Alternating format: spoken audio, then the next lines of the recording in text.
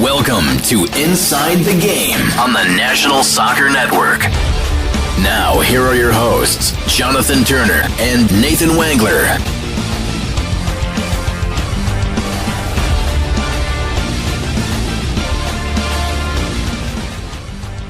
Good morning. It is Friday. It is July the 25th. It is the end of a week. And we are on the National Soccer Network Inside the Game. Jonathan Turner alongside Mr. Nathan Wangler. Happy to have you wherever you're watching here this morning. And no, Nathan and I did not call each other last night and say, "What are you wearing?" We did not do that. Okay, we didn't. So happen to work out this way. Just so happened that we both wore red today, MSN gear, right? Our original flagship brand.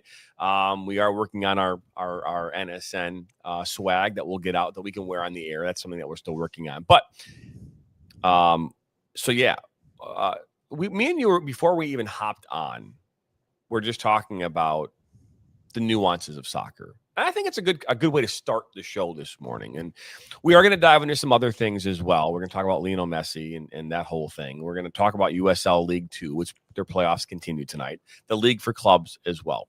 Before we dive into really anything, though, someone made a comment that I saw something on TikTok or social media earlier this week that when a celebrity dies, they die in threes.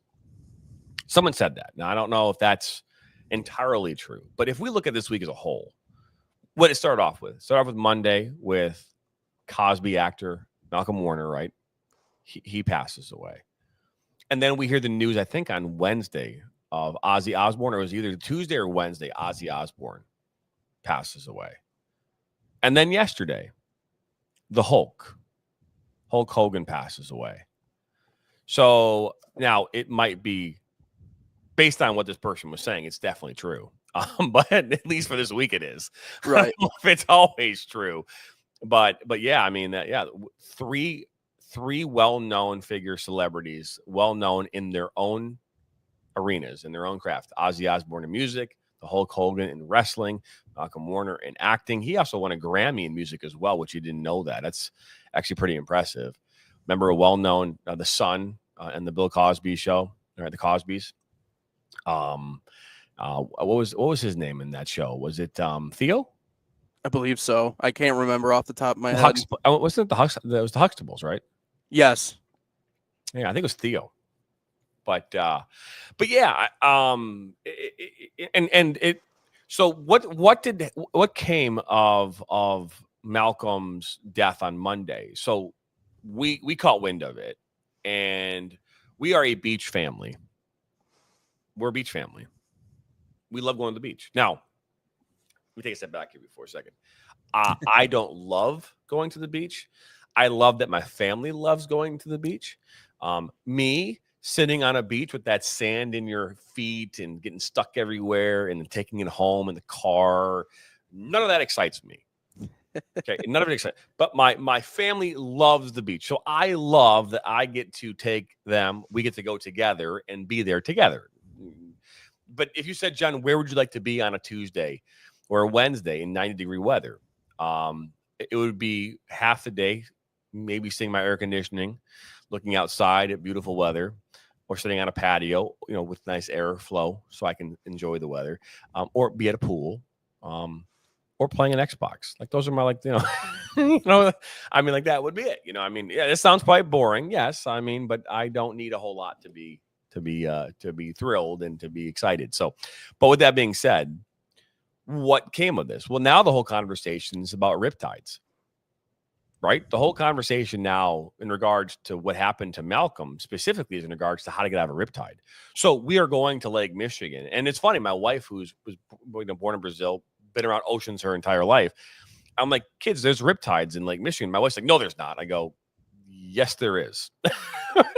She's like, no. She's like, it's a lake. I go, I know it. It's a body of water. And Yeah. They were tides in the lake. I go, people die from it all the time. All the time. All the time.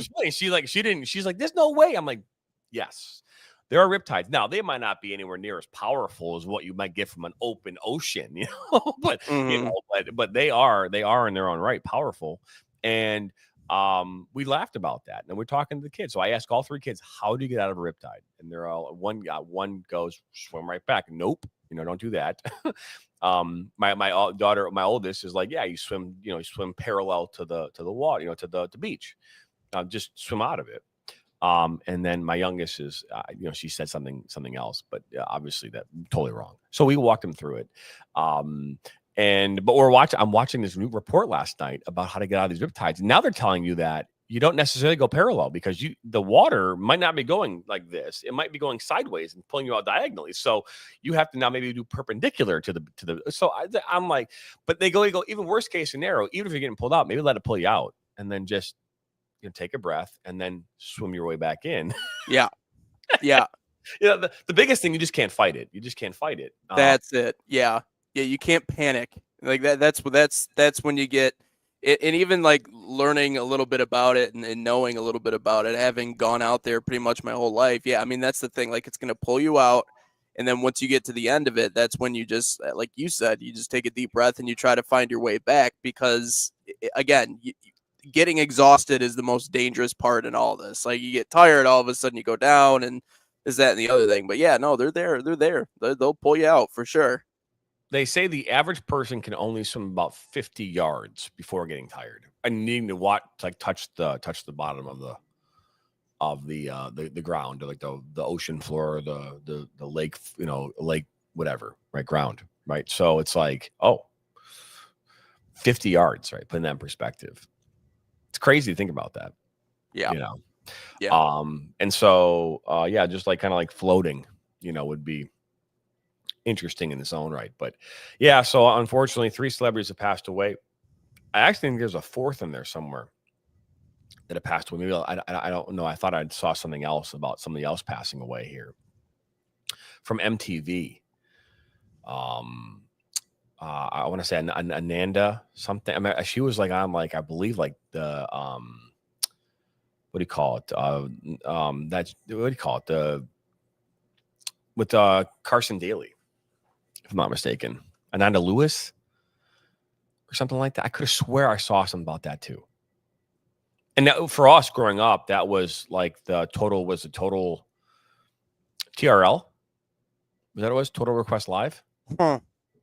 But now you were, was that something for you when you had Carson Daly? Like that was like the afternoon show, like 4:00 every day. There was like a live show where they had all the musicians come on and they would play their music videos and there'd be a live crowd in New York City. You don't remember that?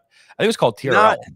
Not specifically, but I think I have an idea of what it is that you're talking about. I think maybe I was a little too young at the time, but I hear what you're saying though. Yeah, I do. I believe I just saw that she had maybe passed away. Yeah. Oh, she passed away in June. So I apologize. So it wasn't recent. Well, recent, but not right. Like yesterday. Right.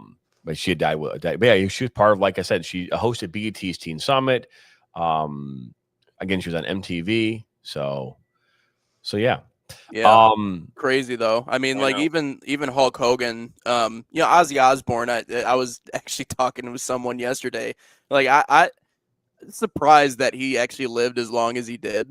I mean, he was not in a good way for a while there. And so obviously, the King of Darkness was had a legendary career in a lot of ways. And the truth is that when you make the kind of impact that Ozzy did, you might be physically dead, but everything that you did is going to live on. Like the songs that he made, you will never go to a single sporting event. You will never go to a single anything anywhere and not hear something Ozzy Osbourne related. I think of a song like Crazy Train, like that will never not be a part of the playlist at the soccer pitches across America or wherever else. It's the impact that he made. So, that's all you're looking for is just how do you make an impact like that in your lifetime. And the thing with Hulk Hogan too is that it was in a lot of ways, it was unsuspected. The guy was in good health. I mean, I know he's into his 70s, but like fresh into his 70s. But, you could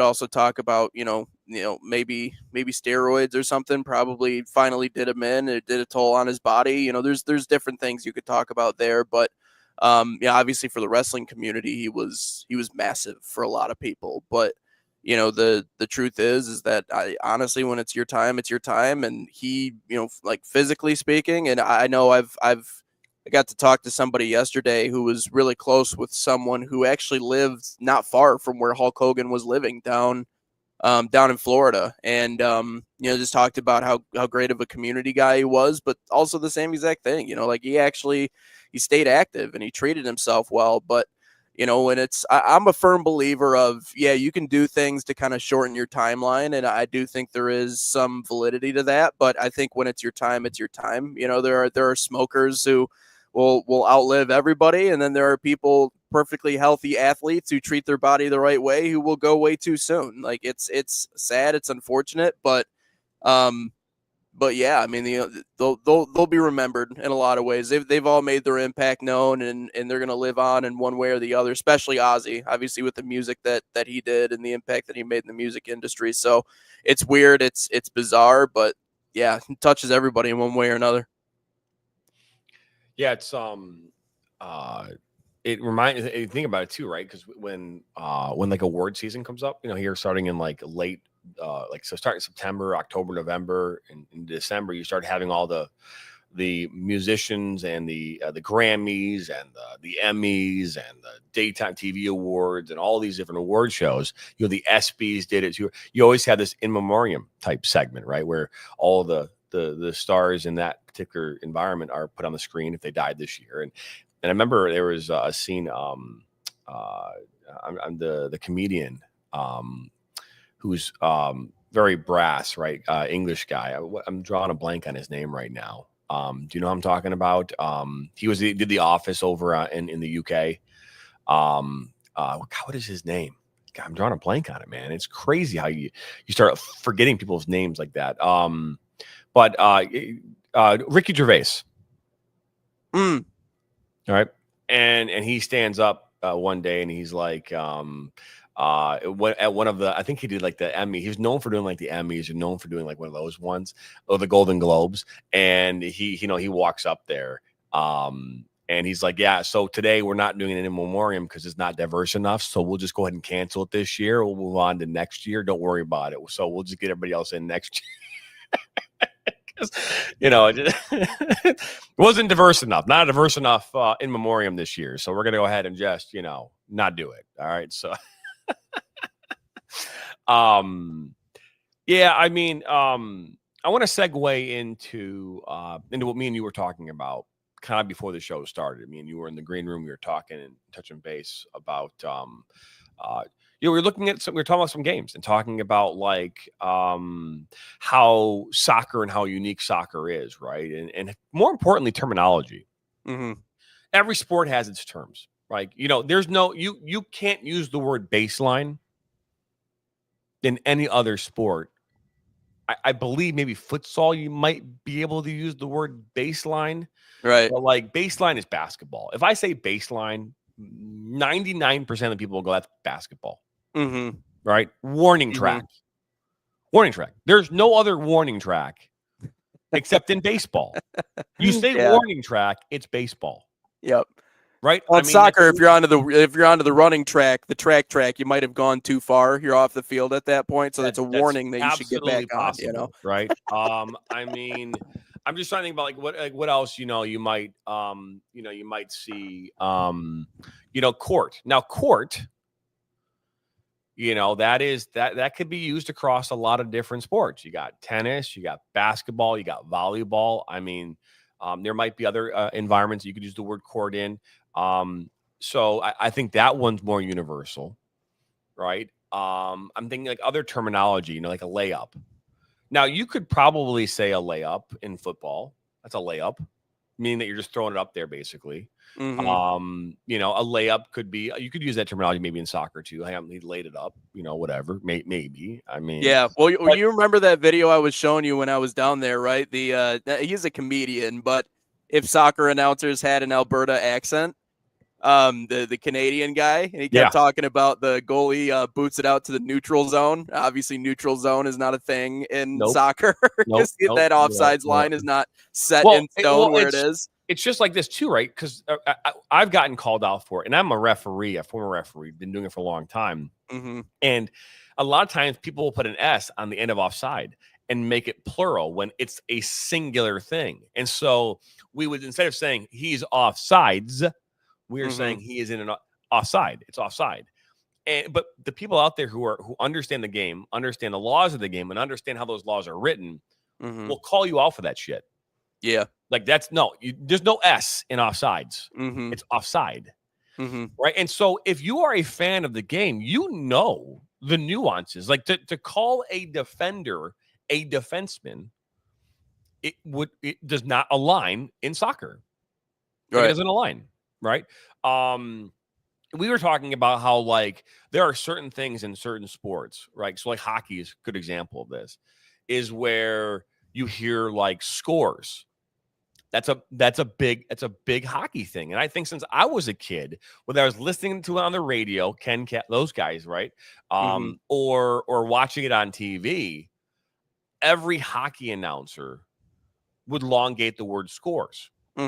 Right. And that would be the, or goal, right? It was like those two interchangeable, and maybe even in the early days too of soccer, maybe the announcer would say goal scores. But now the new announcer in soccer is not saying it that way. Not as a consistent way of elaborating a goal or announcing a goal. And me and you were just talking about that and like how these different nuances and how they kind of not transcend, but how they're very different. And the fans who are watching these games know immediately if you say, now granted, you might say, you might misuse a word. It's possible, right? I mean, again, their sideline is universal. I could say sideline in basketball, baseball. Not in baseball, but in basketball and football. And not in hockey, because in hockey there's no sidelines. But anything that require like outside in a field, except for baseball, you could use the word sideline in most every sport.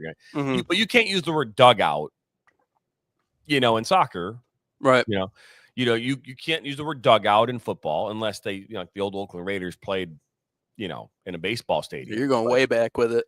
but I mean, there's no dugout. I don't think they were sitting in a dugout. They were on the sidelines, right? It's like, but like these interchangeable words and words that just do not go. You know what I mean? And I think if you're someone who actually commentates on multiple sports, like think about this. In any given day, I could go from a soccer game to a volleyball game to a baseball game. I mean, realistically. Yeah. You too could go from a hockey game, a soccer game, baseball game. In one way, shape, or form. Basketball, maybe throw that in there too. Right. And so now you're having to change your lingo, your language, the way you communicate a play multiple times throughout any given day. It is challenging. Yeah. I don't think we talk enough about that. To understand the vocabulary and how to use that vocabulary while you're commentating is probably the single greatest challenge it faces announcers. And not so much how we say them. Because let's be honest. I mean, if you say the wrong vocabulary, you completely lose your credibility as an announcer for that game. Right. Yeah. And that's the importance of learning the intricacies of the game. Right? And that's at least whenever I'm in that position, I always want to listen to terminology, because terminology is one of those things that's going to give you away really quickly. I also feel like sometimes people they try to say too much, and the nice thing is about, soccer, football, is that it's a game that really allows you to not coast per se, but it is very much a sport in which it promotes conversation, like more than I feel like a lot of other sports, and there are, basketball, you're going up and down the court, but it's fast paced because the court is not really all that big. Things happen extremely quick. We always talk about the areas where, you really want to stop whatever it is that you're talking about because you don't want to be late on things. That happens a lot in the game of basketball. We see it all the time, but comparing it to something else that I do, again, it's much like baseball in a lot of ways because you do have lulls, you do have downtime, but you also understand that something can happen in any given moment. And I've been caught off guard a lot in this game because of, someone bombs it from, however far outside of the 18 or something happens in a snap and you weren't expecting it. So I think learning the flow of the game is really important. But yeah, then the terminology too. And I think it comes from a lot of it just listening to the guys who are in front of you, the guys who have been doing it for a while. Like I said, I've been watching and consuming international soccer for a long time in my life. Now, I've never really cared for the Premier League. Something intrinsically about me, I just can't really get into a sports league that's not based here in the United States. Like, I just can't relate to that. You know what I mean? They're across the world. I don't have a horse in the race. You know what I mean? Like, why would I be an Everton fan? I've never been to the UK before in my life. Like, there's no real draw there to me. But in watching international games and, watching the moments that, like Christian Pulisic has had and all these other, you're listening to a lot of the broadcasters are from the UK and they have a very different way of going about expressing their energy. And that's something in particular that I know we've talked about the differences in different cultures, right? If you have I forget who the broadcaster is. I don't know if he's from Mexico, but he does MASL games. He also does international games, but it's the guy who holds the goal call for like 15 straight seconds. There's that guy. And then there's like Stuart Robson, the guy who does FC 25. It's all very different. And so I think that's the other beautiful thing about the game is that the way you call it is so different depending on where you're from. But the one thing that we can all agree on is that obviously the terminology remains the same and it'll always remain the same. So that's when it's important to just pay attention. I used to never really know what to call the box. I just called it the box for forever. But I heard you use the 18 and I was like, ooh, okay, that's good. All right, I like that. It's not baseline, it's the end line. I've heard that said multiple times. The whole offsides thing, I get that. I'm sure myself, I've tripped over that multiple times.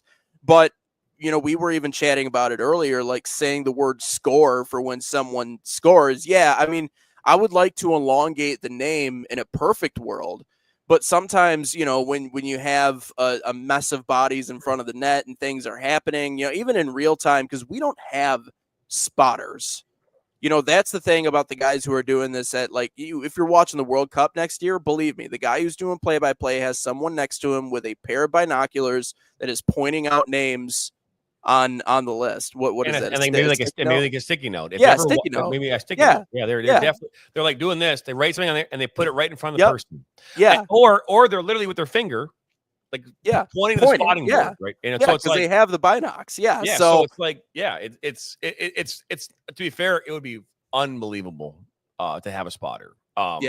Because again, you're sitting there and you're trying to all in that quick moment, even in basketball, there's spotters. Mm-hmm. In every sport at that level, there is someone sitting next to, in between the commentator. In a lot of cases, it's sitting between or on the end, and their whole job is to help the commentator, the play-by-play, not so much the analyst, but the play-by-play, understand a moment, make sure they know who was involved. That's their job. Yeah. It's a great resource. And I think that there's a lot to be said about that. And I think it's really kind of neat for us from our perspective. I think talking about this, because I think the audience, the viewer who's watching these games is like, well, you should know the player's name. You should know the lingo. You should know this. Absolutely. That's a true thing to say. Yeah. I don't disagree with you on that. The problem is, and I'll give you a perfect example. If I were to tell you the best amateur league in this country, bar none, there's not even a close second, in my opinion. It's USL League 2. Okay?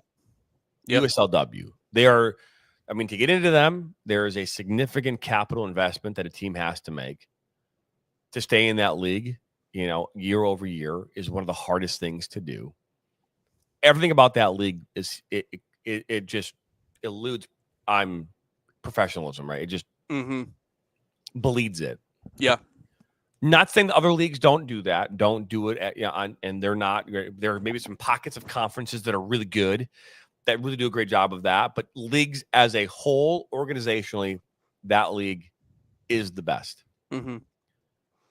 I could go on their website and pull up a ton of information about players. I mean, not players, but there's general information about players on that website, stats from the games they played in, standings, things like that. I don't get a roster from them until an hour before the game. We could go back and forth and try to get as much information from these teams about rosters as we possibly can. Right. But it's an hour. 1 hour before they go up on the USL2 website, Mod 11, 1 hour. And so you have an hour to prepare. In some cases, it's not there. And in some cases, it's there, but there's no numbers. In some cases, it's there, and they make a change. And so who's on the field is different than what was sent or put on the website. Right. All those things happen. And as much as the league wants to say, well, this is the deadline, this is it, every team is going to have the autonomy to make a change. You know what I mean? Like everyone. Yeah. And so, and every there's not a league in this country outside, I'm sure, of the MLS, or the high, USL Championship, Super League, that you'll have a roster with enough time to prepare. And obviously MLS sides, those rosters are pretty, 25 players on a roster. You have their names. You can go get information about them. You can build a spotting board. Right. I have not built a spotting board for a soccer game in 2 years because what am I going to build? Right. What am I going to build? I mean, you're telling me that I have 1 hour to prepare. I mean, in the UPSL game that Pete just chimed in with, he did game for us last week. We got the roster, I gave you the roster, about 60 seconds into the game. Yeah, I do remember that. And there's ways of preparing, you can get as much information as you can, and I'll still do like storylines, coaches' bios, player information as much as I can, all the pertinent stuff, what led to this point, last time out, all those things kind of play into it. So you can do that, but you're right. In terms of the player specifically, you're 100% correct. And you might be able to, again, if but again, you might not know who's traveling with these teams, especially right now. Like right now, where we are and going into August here in like a week, you have no idea if these players are even still on the team. They might be back at college playing in their college teams. That's the biggest challenge facing these teams today, right now. That wasn't the challenge 3 weeks ago, but it is absolutely the challenge right now, is managing your roster. And so you might get, a slew of changes that you have no idea where this player come from. What? We're doing the UPSL national quarterfinal tomorrow between Chicago Nation and this New York-based team. I've called Chicago Nation 4 or 5 times this summer. Our network has covered them a shit ton over the years. Right. I know that roster back and forth. I know that Lebovic, right? I know Skachenko. I know these players. If tomorrow Skachenko wasn't on the roster, it wouldn't surprise me, right? We know their goalkeeper is Stefani. Like, we know this. I know how good and dynamic of a player Skachenko is. He's arguably one of the best players in the country in the UPSL. Now, you could argue for other reasons as to why, other leagues he might play in that he'd be successful in. I would put him up against any USL 2 player. Yeah, I would. I'd put him in the mix. That. Absolutely. But like, if we circle back to this topic about like understanding the game, I mean, there's a lot of different words I can use to describe a moment. There are a ton of them. A shot, fired, drilled, struck, there's, whatever, a ball rebounds, it deflects, it's blocked. Again, everything that I could do in that moment to describe it. And it's the one word that doesn't belong there that we are criticized for. You know what I mean? The one word, like I said, to say end line and an end line and a baseline are exactly the same thing. They are exactly the same. I mean, let's be honest. There's no difference. If I were to look at the definition of a baseline and definition of an end line, there's no difference. Fundamentally, it's the same thing. Yeah. In except when you get between those two white posts that make the goal, then it becomes a goal line, right? Now in hockey, that red line goes across. I think it's a red line that goes all the way across through the corners, right? And that's where the goal line and the goal line's in between the pipes. But what's that line called? Is there a name for that line? I think that's end line too. I'm pretty sure that's what it is. Yeah, I think it's the same exact thing. So it's not like a baseline in hockey. Yeah, and then then now we're in the corner. Now a corner, in football you're going to say corner of the end zone because that's where the corners are, right? Corner of the end zone, right? So that you're going to, you might, and then it's goal line. So in the end zone, it's corner of the end zone. It's not. You might not. I don't think you say corner. I think you say corner of the end zone. I think you actually have to identify that it's in the end zone. But goal line. Again, sideline. We can use the word touch line in soccer because that's what that would be called. So touch line, near side, far side. In football they call it the post, right? And they call it the post. They call it there's two other terminologies that you would use in football to identify something on the near side and then the far side. What they call the flat is the near side. Is that right? Yeah. Well, yeah. I mean, it's just different areas up the field in terms of where the in the flat. I get in the post, right? And I mean, so there's there's different things that you can identify. There is no neutral zone in soccer anywhere now. And now there might be a neutral zone, maybe an indoor. No neutral zone, no point. There is no neutral zone in soccer, right? So you can't use that ever. But I could totally understand why someone would accidentally use the word baseline because a baseline and an end line are one and the same. Pretty much, yeah. You know what I mean? Much. Yeah. Which again, I think that's that's another way to describe it. We don't call it the center circle. I mean, you can, I guess, call it the center circle, but that's more of a hockey term. We just call we midfield, right? I don't think I've ever called it a center circle. I don't think I've ever done that. That's fair. What I have been trying to get away from is using the yard markers on a football field because I know that bothers people too. And obviously, I remember you talking about, well, if they're there, you may as well use them. But I've been trying to get away from that. I think the biggest thing in this whole conversation is when you talk about getting commentators involved in the sport, especially on the American side, because we are so exposed to all of the other sports. And again, it's good to be that way where you're doing multiple different sports, multiple different teams, because again, that experience is only going to teach you more as you go. Like it's a good thing to have because it opens you up to more opportunities. And I can't tell you, I mean, I even doing volleyball games after a full baseball season, like I'll say dugout accidentally. I'll say those other things because you just get so ingrained with the sports that you're doing, but there just has to be a willingness and an openness to learn the game more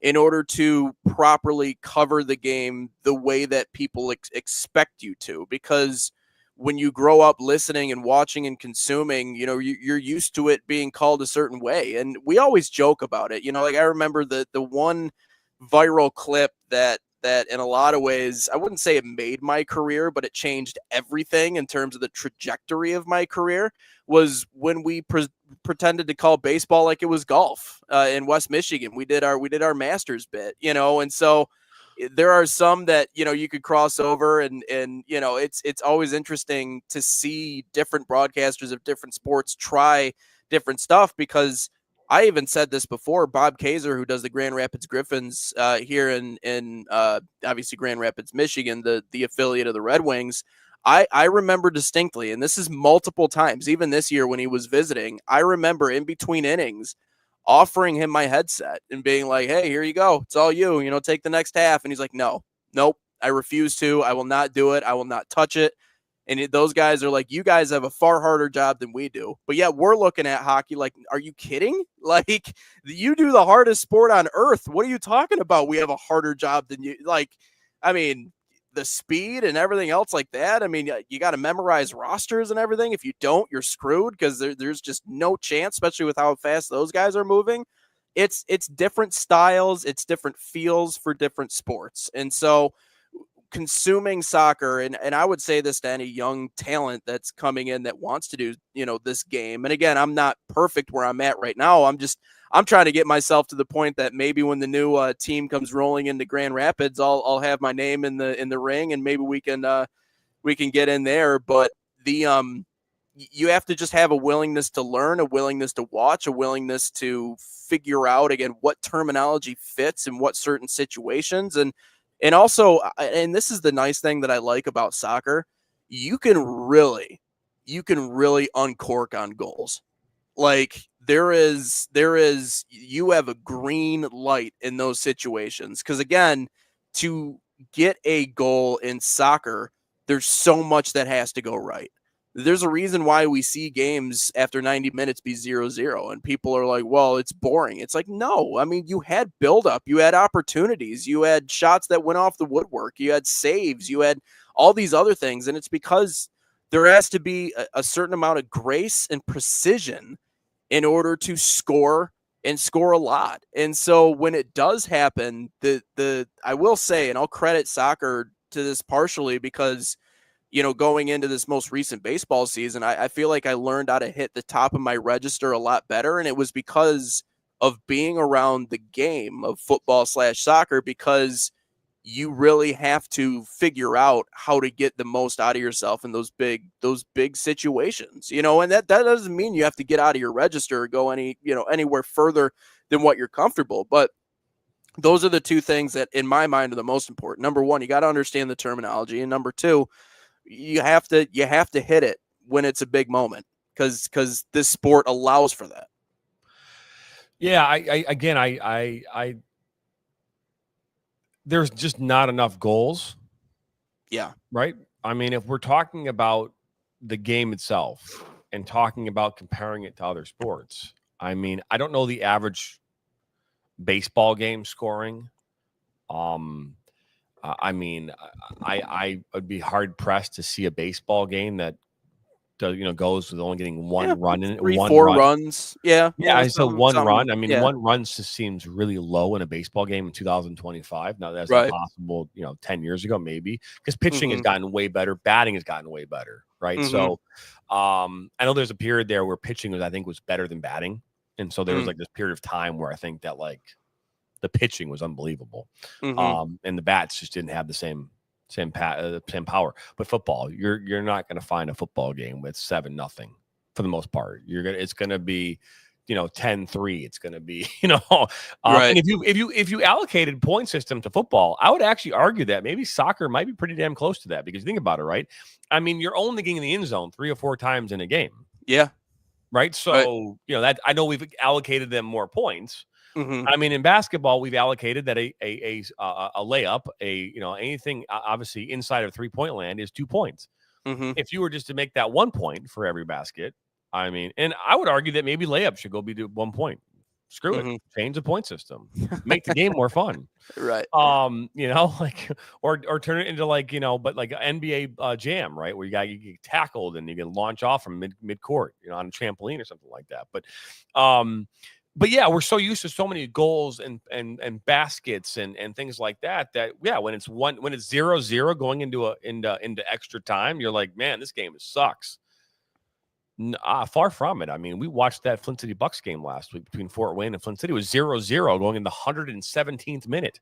Yeah, right. 0-0. You would now, granted, we could sit here all day long and say that both those teams struggled to find offense. Which means it's a really good defensive matchup. Defenses did a really good job of compacting the field, making it a much smaller field for the other team to work in and create opportunities. And when there was an opportunity, they did their jobs. It took a penalty kick in the 118th minute to seal the deal for Flint. Right. And if you're watching that game, you're going, it's 2-0 at the end of it. You're going, okay, well, Flint was all over him. No. No, I mean, I think we could argue that a good chunk of that game, Flint was in possession of the ball, just like we thought for good chunks of that game, Fort Wayne was in good possession of the ball. But nothing about that game was like overwhelming. It was a really, really good playoff match that saw two teams who really wanted to be there and really wanted to move on one team made a mistake in the 118th minute that cost them the game. And to be fair, it was a substitute. Mm-hmm. You know, and that's what cost them. Now we could argue all day long the call and whether or not it was a PK. Me and you talked about it on the air. There's no doubt in my mind that was a PK. And you know, you're gonna be hard pressed to find a referee that wouldn't have called that. Now in VAR land, with there being review, that would absolutely would have been reviewed in 2000, you know, in the MLS or in other leagues that offer VAR, and it could have been overturned based on angles and contact and whatever else. But in that moment with no VAR, that's a penalty kick. You know, no different than what we talked about here numerous times on this show. But this is a penalty kick too. And this is a PK. Right.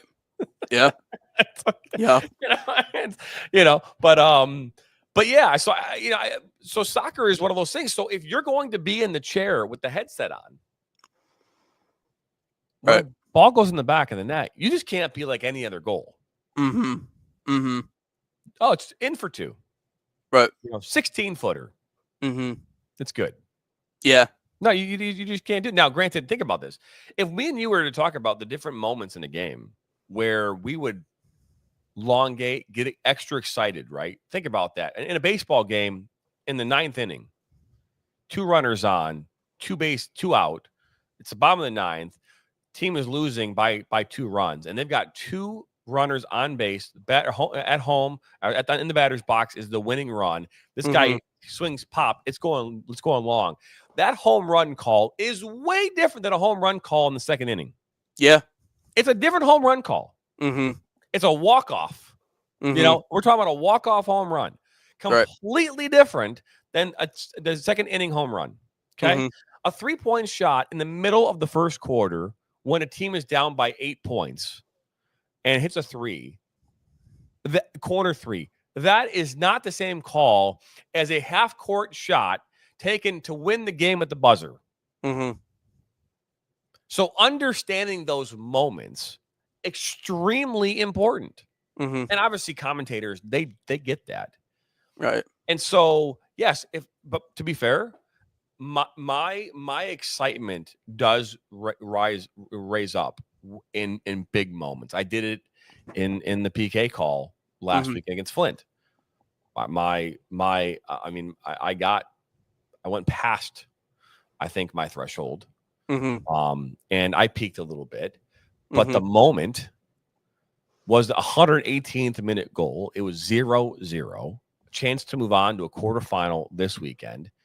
The goalkeeper makes a fantastic save, right? Briscoe makes a huge save on Ayala, and then the rebound is put home by Donovan Phillip. That call deserved extra excitement. Absolutely. You know what I mean? And so, but every goal call deserves way more excitement than, and to be fair, every time I hear it, a goal call that's not with that excited, you know, what it bothers me because it's like we could do so much better with it. You know what I mean? And I would imagine people who watch this show, who are listening to us right now, are like, hey, what would you rather hear when someone scores a goal?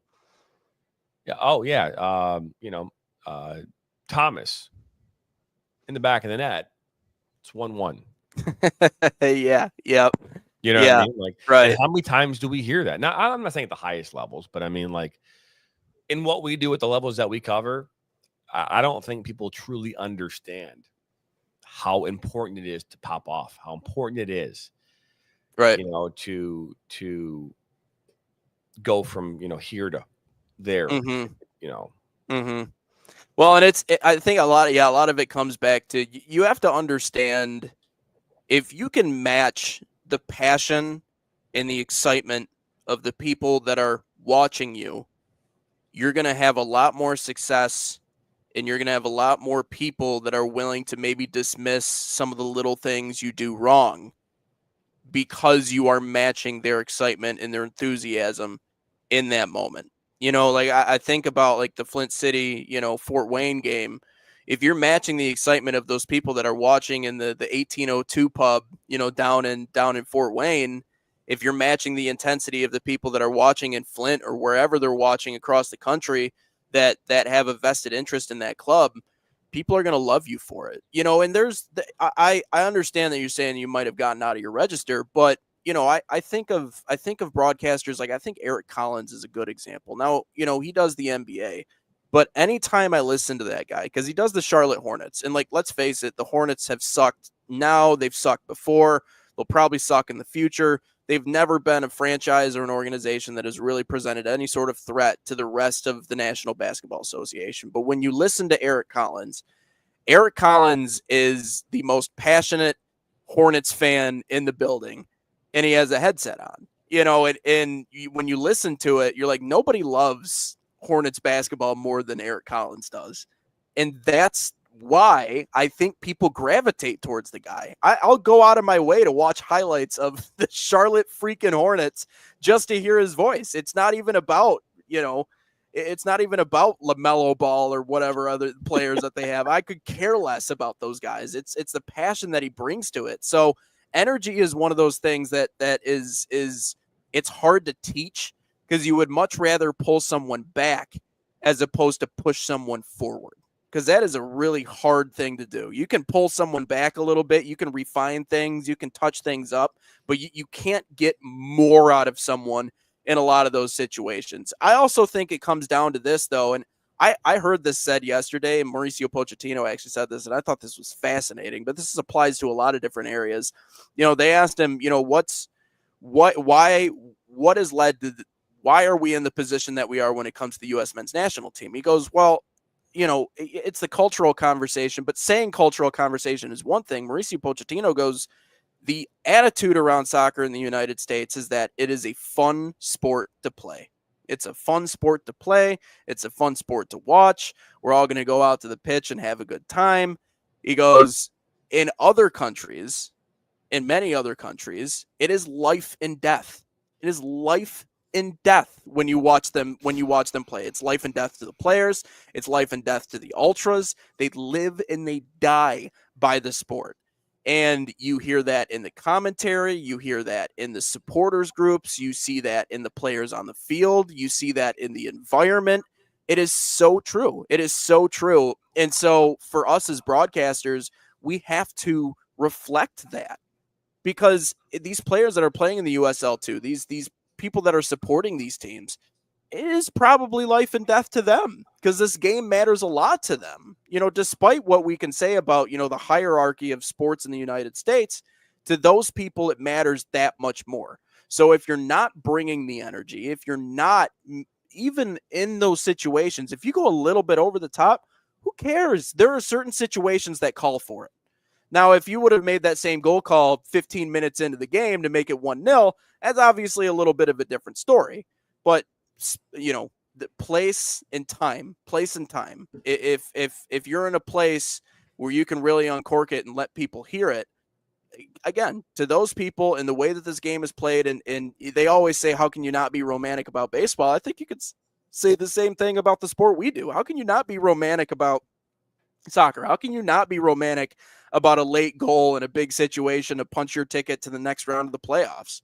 You know, it's Peter dropping in with his Chicago reference. Yeah, Harry Carey's a good example. I mean, he was more of a character than anything else. I think that's what people loved about Harry. Like, you know, I mean, he was a personality first, a broadcaster second, and even from like a fundamental standpoint, I wouldn't say Harry Carey's one of the greatest true broadcasters of all time, but he's one of the greatest characters of all time, and his uniqueness in that way was what made him great. But yeah, terminology is one end, but you know, the other end is, again, a lot of that can be forgiven if there's a certain level of energy in the flow is where it needs to be. I think that's the other important thing too, is I think when we're covering the sport, sometimes we're not used to the flow, but once you get that down and you bring the energy and you understand, or at least you have an openness and a willingness to learn the terminology, everything else should line up for you in that case. Yeah, no, I couldn't agree with you more. You know, again, what we do is an art. It's no different than being an athlete. Being an athlete is an art. It's an art of taking your talent with your intelligence with the sport and turning it into a thing of beauty that we get to watch when you're playing. right? So how and the commentators that have been able to use their abilities with their intelligence and their talent and mix that together into a really cool melting pot, and then allowing us to enjoy it. Again, I can. Al Michaels is a perfect example that we've talked about who our favorite or all top broadcasters are that we remember growing up. And so for me, telling a story, we're telling a story. And again, using different words and different things to establish the moment and to communicate that moment in a way that the viewer at home understands it. More importantly, they feel it. I don't think there's a single person on planet Earth that was around in the 1980s when they heard that hockey call. And even if you hear it today, don't feel the emotion of do you believe in miracles? Yeah. Right? The emotion of it. You feel it into your soul. And there are calls like that we could go back and pinpoint and say, that is like, I was driving into work this morning and I heard so there was this show, Who Wants to Be a Millionaire, right? It was hosted by Regis Philbin. And the podcast was talking with the producer of the show. And Regis Philbin was someone that was known for not like he didn't wear an earpiece, and he did not pay attention to the screen in front of them that would send messages. So he was just there on his own world. Very rarely would he look at his screen. And to this point, this show was popular all around the world, but no one had won $1 million yet. Nobody had won the million. And the first guy to ever do it, the last and final question, he goes, I'm going to call a friend. I'm going to call my dad. And so while he's calling his father, he says the following. He goes, hey, Dad, I'm not asking you a question. I just wanted to call you to let you know I'm going to win $1 million. That's how this whole thing went down, right? Yeah. And everyone's going, holy crap. And the producer's like, we heard this. And we're like, holy crap. And we're like, Regis doesn't have an earpiece. We're like, we got to get this one right. So he's like, looking in the room. He's like, what was the greatest sports call of all time? And someone said, they're like, well, I know what the UK version is, but what's like one in the United States? The guy goes, shot heard around the world. And they're like, shot heard around the world. Yeah. So it's like, so they're going back and forth about this in the room. And finally, he sends a message to Regis Philbin and, puts it on the screen. And he goes, you could see it in his eyes. You could see it flashing in his eyes on the screen in front of him. He never looked down, but said exactly what we sent him. And it was gold, he's like pure TV gold. It was like, it was something along those lines, like shot her around the world, but like, it was like, it was like, whatever it was, but it was like around the world. And, and that was what happened when this guy won the $1 million on that show for the first time. I don't think that many people actually won that whole show, but this guy was the first. And it was obviously very impressive. But that, again, like these moments, and it's another thing too is about letting the game breathe, right? We talk about that a lot too. Like me and you were on in the USLW national championship game, right? I mean, I'm sitting there during the game as Utah is now up 3-0. I know they're going to win. We know they're going to win. Okay, I'm sorry, but we knew they were going to win. As soon as that third goal went in, it was. I mean, honestly, you could have argued it. The second goal was it, but third goal, we knew there was no way that NC Courage was coming back. Our job is to sell people on the fact that they could come back and keep it interesting. Right. That game was over. So I'm sitting there and I'm literally thinking about what I'm going to say when that game comes to an end. Right. And you're sitting there, you're watching me. I'm typing away. I'm thinking about it. I had some ideas, but I'm trying to, because again, you can storyline the whole thing. I don't think anyone necessarily envisioned that they were going to win 4-0. I think we all thought they could win 4-0 against a team that didn't allow that many goals this year. I mean, it was like, right. No, especially after what we saw with Minnesota was a 1-0 game. So we were like, okay, so I'm sitting there kind of typing away, creating what I think is going to be my call. and I remember you're sitting there going, you're smiling at me. You know what I was doing. Mm-hmm. And at the end of it, I even think you in your mind thought that it might get too wordy. You're like, I think, John, this might go long. And I chose to only pick a short version of what I wrote. Mm-hmm. And then we looked at each other, and you're just kind of like, you're like this, like, just, you're just like that, which is your way of saying, let it breathe. Like, let it just, because here's the thing too. We don't have the net sound in our ears. Yeah. So if we had the net sound in our ears, we would be able to also hear the crowd, and then we would naturally let the game breathe. If we were there, the crowd sometimes just, it's so loud, you have to let it breathe. Right. But we're not there. And so I remember you're just like, let it breathe, and I did. We did, but yeah. Absolutely. Yeah. I mean, that's the other thing, right? Like the game speaks for itself. And to those who follow it, to those who watch it, to those who understand it, you don't need to describe every last second of everything that's going on in the field. It gets redundant, it gets wordy, and people will tune you out very quickly.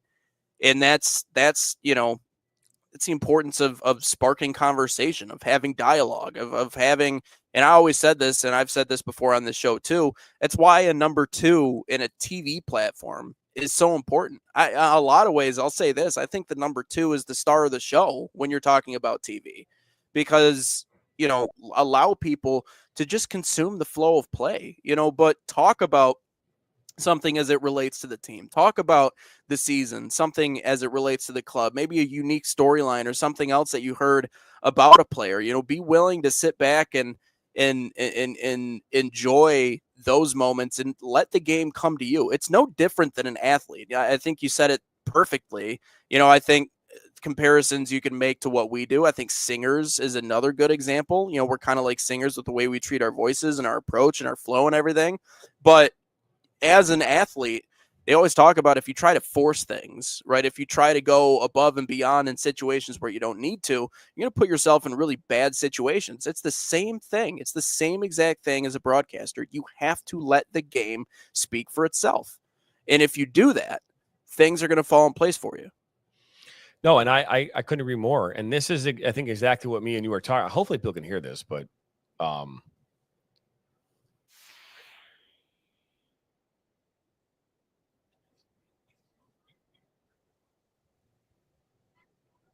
so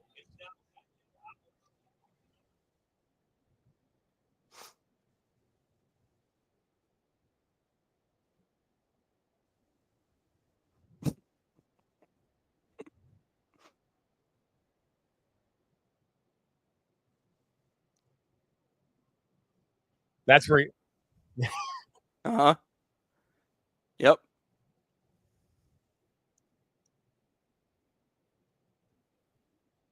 Just give them a second. Allow the people who are watching to celebrate, to high five, to jump around, to hug, to do everything that the players on the field are doing. And the adage "less is more" will always be 100% true. Less is always more. Yeah, and it's always more. I think me and you too. It's funny because I think me and you come from the same kind of thought process where it's like there are certain things that we can do, right? And like, for example, I asked the league, like, how many teams are in this league, right? There's 93, right? I mean, to go from 93 down to 16, down to 8, down to 4, and then down to 1, that's a big thing to say. And so making your way there in itself is impressive, right? Think about this. Yeah. NC Courage have been there 3 times in a row. So they have been to the national championship. They were, again, if you look last year, they might have been 83 teams. I don't know. So you oh my God, they're one of 83. And so making that, like having that statistic, like everybody knows the NFL has 31 teams? Or 32 now? That at the end of a season, a team had to have won 16 regular season games, or 17 now, or not one, but they had to go through and have a really good record, right? And then go win their playoff games. Which, to be fair, in the NFL, if you win your division, you only really have to play 2 playoff games before you get to the Super Bowl. right? Right. So 3 games in total, not terrible, right? But it's difficult to do. You're about playing 19 games in a season if you want to win a Super Bowl. Yeah. So understanding that there were 93 teams, and then to figure out how many games they had 510 games in total. It's nuts in that league. Yeah. So those two stats, like for me to be able to drop those in a way that people can actually understand that. So if you never watched the USLW, if you're watching this for the first time, going, oh, there's 93 teams. That's a lot of teams. Yeah. 510 games. This is the 510th game of the season. And Utah United won. So it's like those types of things. And you're right, letting it breathe. Let this thing breathe, let it go. Not like in Frozen, but let it breathe. Let it breathe and let it do its thing. We have a busy weekend. We have 4 games today. USL League 2 back underway. Flint City Bucks hosting, but they are the home team up in Ballard, Washington, where they'll take on Minneapolis United here tonight. That game kicks off at 5:00 Eastern. I will be on the call with Ryan Glinsky, who is also on the show here earlier this week. He'll join us here in studio tonight. That game will also be available on the CW46 up in Flint. We have a live watch party taking place at Luigi's that we'll have Sam Fisher, our camera operator, at this week tonight as well. Very fun. Some live coverage of that. Why not, right? Very fun. And so we're going to be doing that tonight. Obviously, the other 3 games happening all across the country that we'll bring to you as well on NSN on Roku, as well as on Sports Engine Play. Tomorrow, UPSL quarterfinal matchup. Kicks off tomorrow night at 6 p.m. The League for Clubs and their national championship game tomorrow night at 6 Eastern. And at 4 o'clock, it's at 4 o'clock Eastern. 1 o'clock Eastern is the consolation game, third place game that takes place tomorrow. So 3 games in total tomorrow. And then here on Sunday, we'll have the semifinals of USL League 2 as well. So a big weekend here for all these leagues as they continue to kind of come to an end here, close out their quote unquote 2025 seasons. And that will wrap up our episode of number 124 here today on this Friday, July 25th. I believe the last Friday in July. So another hot one here in Michigan, but we'll be back at us again on Monday. Continue conversations talking about all things soccer across this great country. That's Nathan Wangler. I'm Jonathan Turner. You've been watching Inside the Game on the National Soccer Network on Roku TV, YouTube, Twitter, and Facebook. And come back for more here on Monday at the same time, same place, right here on Inside the Game.